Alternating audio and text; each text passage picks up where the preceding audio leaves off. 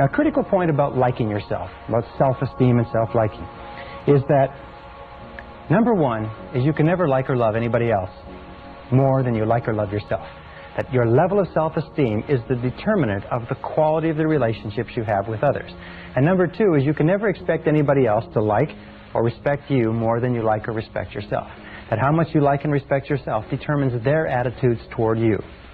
Every single school of psychology today is coming to agreement on the fact that how much you genuinely like and accept yourself as a valuable and worthwhile human being has an effect on everything that happens to you. How much you like yourself. And what you can do is you can improve your self-esteem by saying, I like myself, I like myself, I like myself, I like myself, I like myself.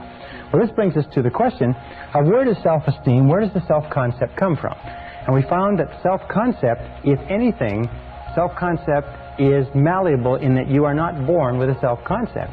Is that you're not born with any idea of yourself. You're not born with self-image or self-esteem, that you're born in a way as pure potential. It's probably the best way to put it. The average person comes into the world as pure potential and has no self-concept. That everything you are today, every feeling that you have, every attitude or value, you had to learn over the course of your lifetime. We also know that the child comes into the world with a very high need for love and touching.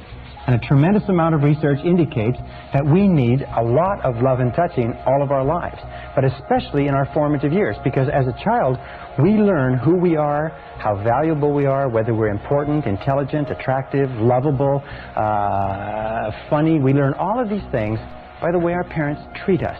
If our parents, our siblings, our aunts and uncles, but especially our parents, treat us like we're really important kids, then we grow up thinking that we're really important. If our parents do not, then something else happens. We know that the first few years of life are the most important in developing the self-concept.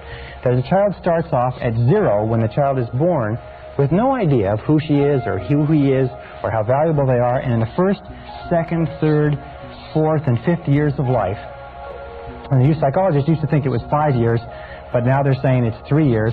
In these first 3 years of life, children learn who they are.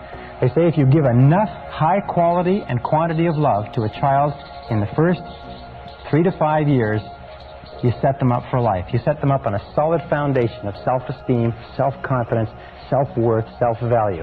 As a matter of fact, there's a direct relationship between the quality and quantity of love and the development of healthy personality.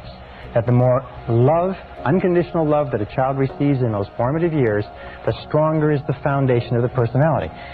To reverse the equation, that virtually all problems in psychosis, neurosis, personality disturbances, and behavior problems arise from problems way down in the self-concept.